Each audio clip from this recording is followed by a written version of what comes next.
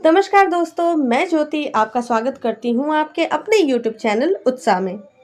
तो आज की वीडियो पीजी सेमेस्टर 4 के छात्रों के लिए है जिन्होंने अपने सिलेबस में लघु शोध का चुनाव किया है।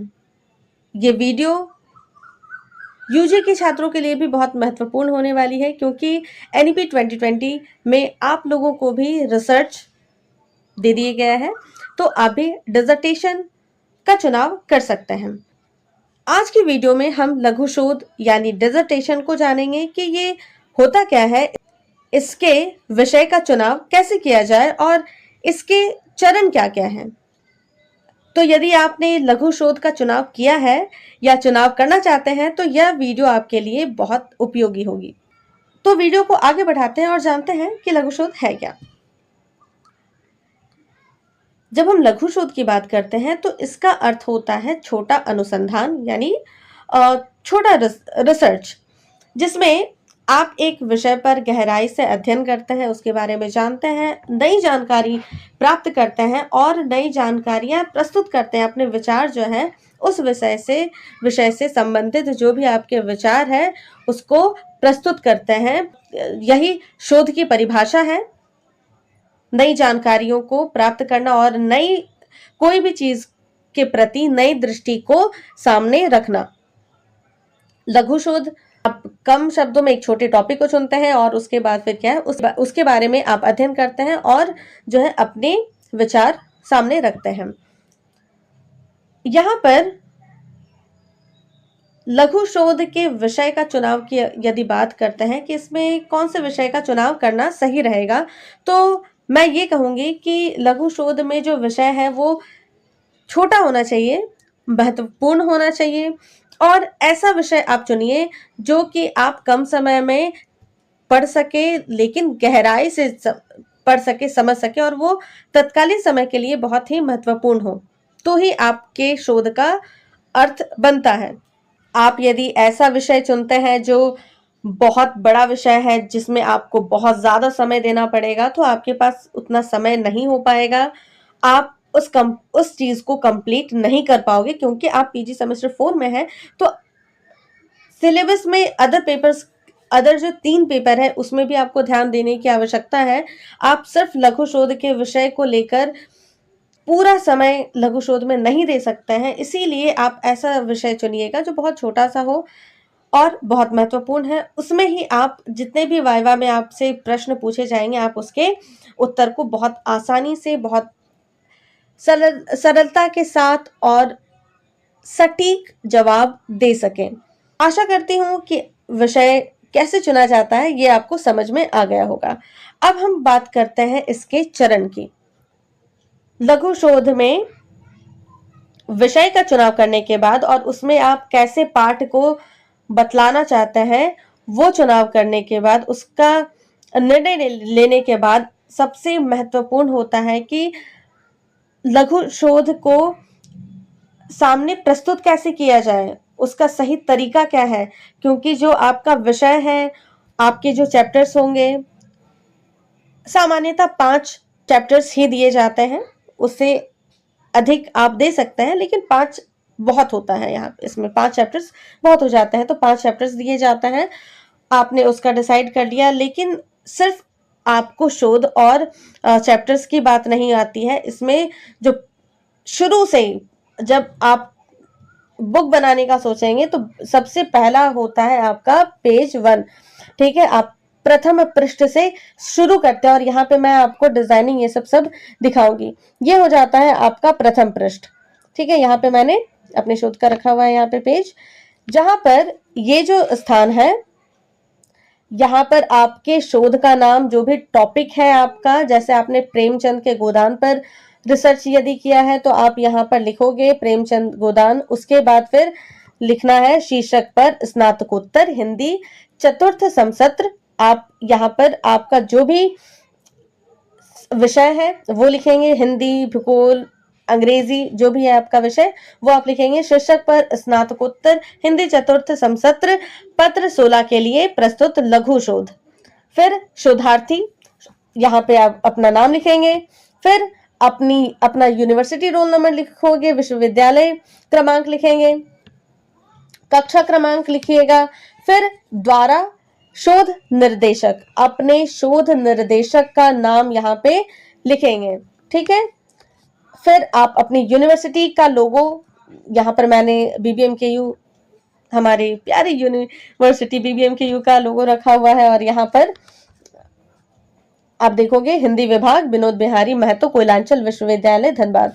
तो कुछ इस तरह से आपको पहला पृष्ठ डिजाइन करना है, करवाना है, करवाना है, देख लीजिए, ठीक है। जहां पर सबसे पहला जो बोल्ड अक्षर में होगा वो आपके लघु शोध का टॉपिक होगा, अपना नाम होगा, शोधार्थी का नाम होगा, आपके रोल नंबर होंगे, और उसके बाद फिर शोध निर्देशक, और यहाँ पे यूनिवर्सिटी का नेम होगा। जब बुक खोलिएगा तो सबसे पहला पन्ना फिर वही रिपीट होगा, जो पहला यहाँ पे आप डिजाइन देखा है आपने, वही चीज फिर से रिपीट होगी। तो फर्स्ट पेज ये आपका फ्रंट पेज बन गया, समसत्र लिखोगे, और शोधार्थी का नाम, क्रमांक, शोध निर्देशक, ये हो गया। फिर ये एक महत्वपूर्ण है प्रमाण पत्र। प्रमाण पत्र कैसे लिखना है इसे बहुत अच्छे से यहाँ पर जान लीजिए। ये प्रमाण पत्र आपके शोध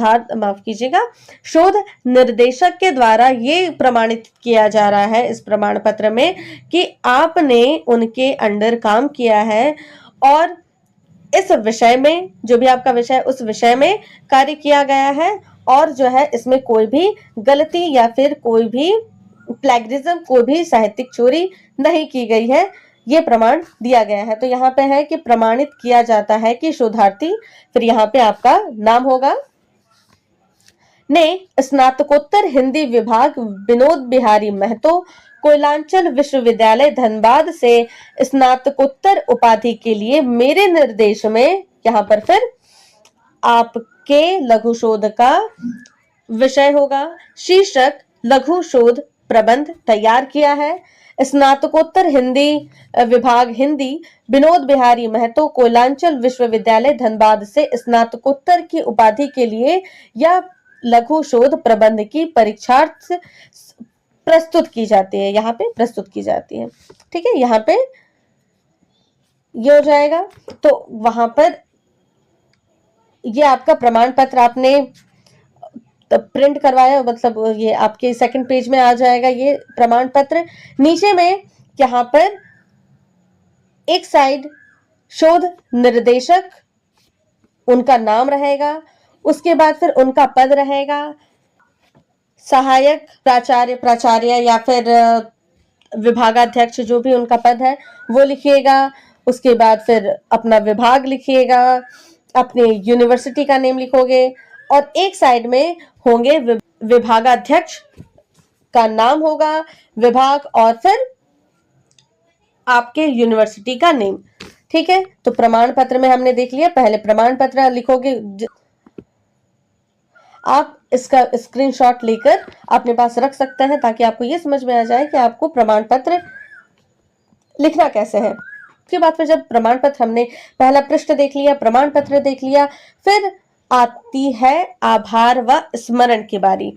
यहाँ पर इस पृष्ठ में आपके लघु शोध में जिनका भी सहयोग आपको मिला है उनके प्रति आप आभार व्यक्त करेंगे। आभार व्यक्त करना बहुत आवश्यक है, क्योंकि धन्यवाद कहना, जो भी आपकी सहायता करते हैं इन्हें धन्यवाद कहना बहुत सुंदर लगता है। तो यहाँ पर जो है आभार और स्मरण आप व्यक्त करोगे। जैसे प्रस्तुत लघु शोध प्रबंध स्नातकोत्तर हिंदी विभाग, आप अपना विभाग का नाम लिखोगे, विनोद बिहारी महतो कोयलांचल विश्वविद्यालय धनबाद से स्नातकोत्तर हिंदी की उपाधि हेतु चतुर्थ समसत्र के पत्र संख्या 16 की परीक्षा के लिए तैयार किया गया है।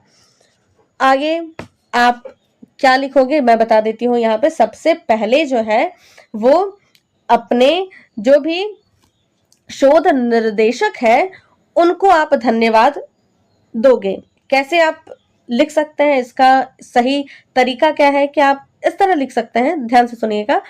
मेरे द्वारा प्रस्तुत लघु शोध प्रबंध शीर्षक आप लिखोगे, पूर्ण होने में मेरे शोध निर्देशक या शोध निर्देशिका, उनका नाम, उनका पद, विभाग और फिर विश्वविद्यालय का नाम लिखोगे के कुशल निर्देशन एवं सहयोग का ही फल है कि यह लघु शोध समय पर पूरा किया जा सका। अतः सर्वप्रथम मैं इनके प्रति अपनी कृतज्ञता एवं श्रद्धा का भाव व्यक्त करना अपना परम कर्तव्य समझती हूँ। तो यहाँ पे सबसे पहले आपने अपने जो भी शोध निर्देशक है उनको आपने आभार व्यक्त किया, उनके प्रति आपने आभार व्यक्त कर लिया।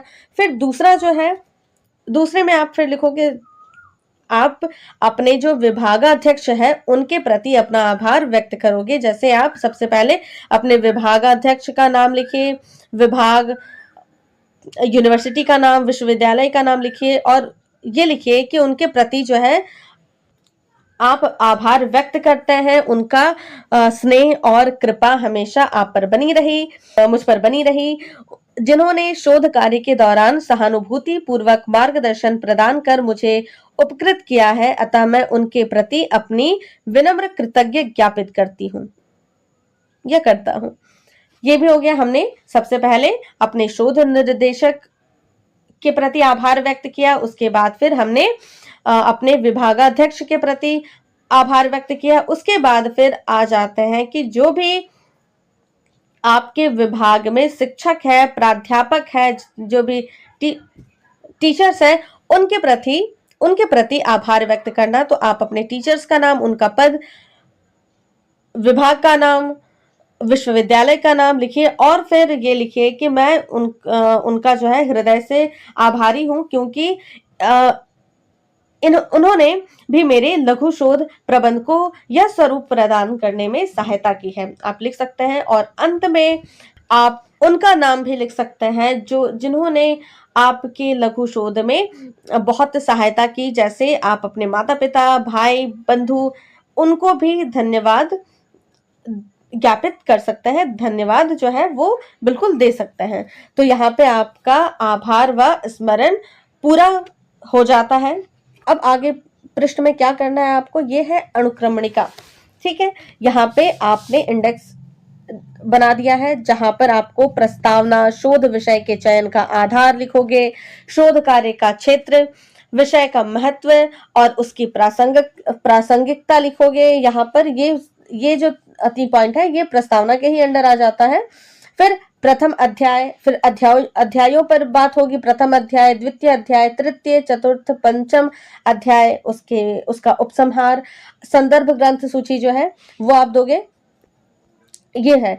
इससे पहले अनुक्रमणिका के पहले हमने जो भी बातें की वो हमारे टॉपिक से रिलेटेड नहीं था, हमारे टॉपिक से, विषय से संबंधित नहीं था। अपने प्रमाण पत्र आभार को व्यक्त किया, लेकिन अब अनुक्रमणिका के बाद जो लिखा जाएगा उसमें प्रस्तावना आप अपने शोध के बारे में बतलाओगे।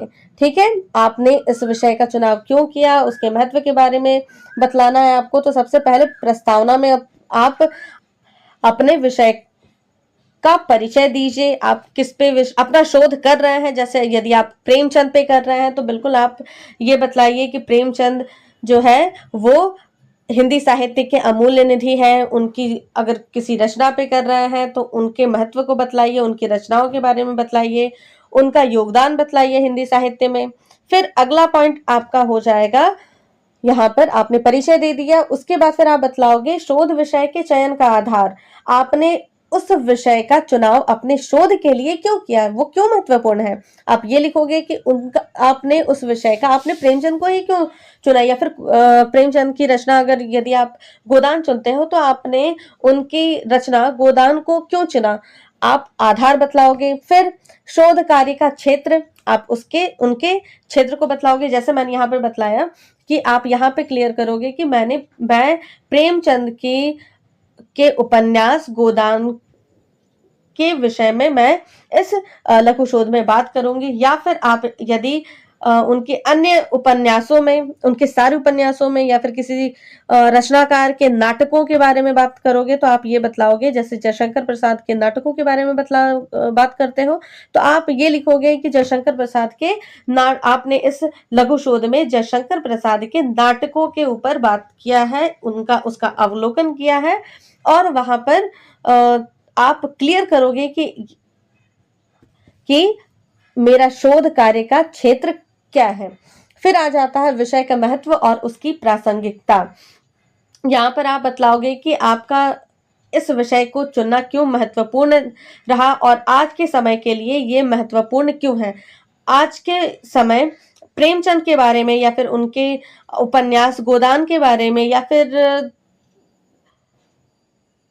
कोई भी रचनाकार की कोई भी रचना, कोई भी विधा जो है वो आज क्यों प्रासंगिक है, आज के समय में उसका महत्व क्या है, आप वो लिखोगे। हमने यहाँ पर अपने शोध का जो विषय है उस पे पूरी बात हम कर देते हैं। फिर आगे देखते हैं। आप इसके बाद फिर आपका प्रथम अध्याय शुरू होगा, द्वितीय अध्याय, तृतीय अध्याय, जिसमें आप बहुत अच्छे तरीके से जो है वो आप अपने बातों को रखोगे।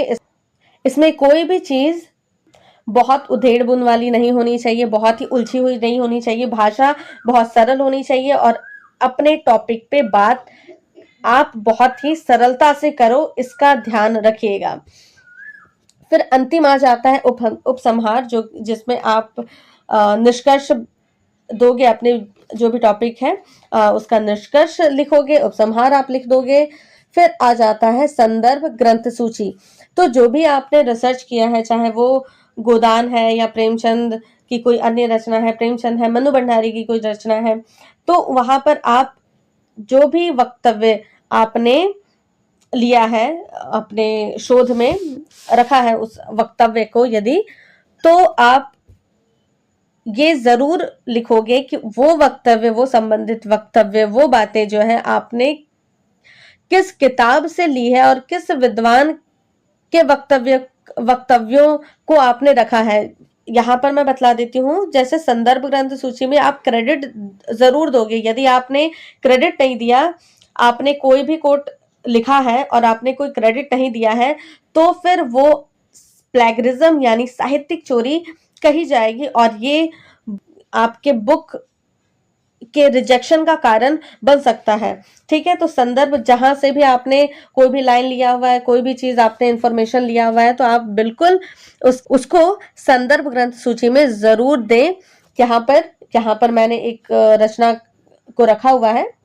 ठीक है, यहाँ पर हिंदी साहित्य का इतिहास जो भी लाइन ली गई थी उसके, यहाँ पर हिंदी साहित्य का इतिहास, ये किताब का नाम है। सबसे पहले आपको संपादक या लेखक का नाम लिखना है, पुस्तक का नाम, उसके पब्लिशर का नाम, प्रकाशक का नाम और संस्करण, प्रकाशन वर्ष और पृष्ठ संख्या भी लिखनी है। यदि अभी यहाँ 5 के बाद फिर 6 जो है वो मिसिंग है, लेकिन यदि आप फिर से उस पेज, उसी पृष्ठ की कोई सामग्री को चुनते हैं, उसी लेखक उसी किताब की कुछ सामग्री लिखते हैं, तो आपको फिर से ये पूरा लिखने की आवश्यकता नहीं है। आप यहाँ पे वही पृष्ठ 2 या फिर वही पृष्ठ 4, पृष्ठ संख्या बदल सकती है या फिर पृष्ठ संख्या वही हो सकती है, लेकिन आपको पूरा लिखने की आवश्यकता नहीं है। ठीक है, संदर्भ ग्रंथ सूची ये हमारा हो गया। और यहाँ पर अगर आप हिंदी विभाग से है तो हिंदी विभाग में आपको पूरा लिस्ट दिया हुआ है, जहां पर आपको हर स्टेप बतलाया गया है। उसमें अंत में आधार ग्रंथ सूची भी दिया हुआ है। ठीक है, यदि आपने उसको देखा होगा अच्छे से, तो आप देखेंगे कि लास्ट में अंतिम में जो है वो आधार ग्रंथ सूची है, जिसमें जिस भी रचना, ये आधार ग्रंथ सूची में जिस भी रचना पे आप कर रहे हैं वो हो जाएगा आपका आधार ग्रंथ सूची। जैसे प्रेमचंद की रचना गोदान आपकी आधार ग्रंथ हो जाएगी, ये आधार ग्रंथ सूची में आ जाएगी। यदि आप मनु भंडारी के आपका बंटी रचना पे कर रहे हैं लघु शोध, तो वो आपका आधार ग्रंथ सूची में उसका नाम आ जाएगा। या फिर वो किताबें जो आपके जिसकी सहायता आपने पूरे शोध में लिया है, तो भी आधार ग्रंथ सूची में आ जाएगा। यहाँ पे संदर्भ ग्रंथ सूची बहुत महत्वपूर्ण है। आधार ग्रंथ सूची भी जो है आप लिखोगे और उसके बाद आपका शोध का ये अंतिम पृष्ठ हो जाएगा, ये पूरा कंप्लीट हो जाएगा। तो हमने यहाँ पर आपके लघु शोध में प्रमाण पत्र से लेकर संदर्भ सूची, आधार ग्रंथ सूची तक की चीजों पर बात की। अब अंतिम बात होती है जब आपने हर चीज लिख लिया होगा, हर चीज आप कर लोगे, तो फिर अंतिम जो महत्वपूर्ण चीज बाकी रह जाएगी वो होता है एडिटिंग। महत्वपूर्ण है कि आप बुक बाइंडिंग भी बहुत अच्छे से करवाइए, एडिटिंग भी बहुत अच्छे से करवाइए। जैसे मैंने यहाँ पे प्रथम पृष्ठ आप देख सकते हैं कि यहाँ पे एडिटिंग जो है वो बहुत अच्छे तरीके से की गई है। आप ध्यान रखिएगा कि आपका लोगो जो है वो क्लियर हो, बहुत अच्छे से हो। तो ये तो एक प्रॉपर बुक के जैसा है। ये एक ऐसा चीज है, एडिटिंग जो है वो एक ऐसा चीज रहेगा जो आप, जो भी गेस्ट आएंगे, जो भी आपके शोध को देखेंगे, उसको प्रथम नजर दृष्टि में ही प्रभावित किया जाए। ठीक है, बुक बाइंडिंग के लिए आप ये स्पाइरल बाइंडिंग भी करवा सकते हैं। जैसे यहाँ पे मैंने पिक्चर रखा हुआ है कि आप स्पाइरल बाइंडिंग भी करवा सकते हैं। जरूरी नहीं कि आपको प्रॉपर बुक, बड़ी बुक जैसा करना है, लेकिन यदि मेरी बात की जाए तो फिर मुझे एक प्रॉपर बुक अच्छा लगता है। बुक बाइंडिंग जो है, स्पाइरल बाइंडिंग बहुत कॉमन है, बहुत लोग करवाते हैं। तो यदि आप खर्च को थोड़ा कम रखना चाहते हैं तो स्पाइरल बाइंडिंग भी बहुत अच्छा बाइंडिंग है, वो भी बहुत बेहतर है। और आवश्यक तो अंत में यही महत्वपूर्ण है कि आप अपने विषय में कितना जानते हैं, आप अपने विषय में आपकी तैयारी कैसी है। बाइंडिंग ये सब तो ऊपरी चीज है।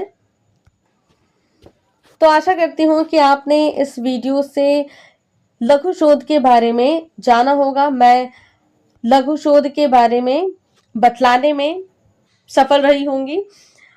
आपको ये वीडियो कैसी लगी हमें कमेंट के माध्यम से जरूर बतलाएं। यदि आपके मन में कोई प्रश्न है, कोई टॉपिक है जो आप जानना चाहते हैं, तो हमें कमेंट के माध्यम से जरूर बतलाएं। अगर वीडियो अच्छी लगी हो तो इसे लाइक करना ना भूलें। चैनल में ऐसी ही वीडियो और भी आएंगी, तो चैनल से जुड़ने के लिए चैनल को सब्सक्राइब कर ले। मिलते हैं अगले वीडियो में। धन्यवाद। जय हिंद। पढ़ो उत्साह के साथ।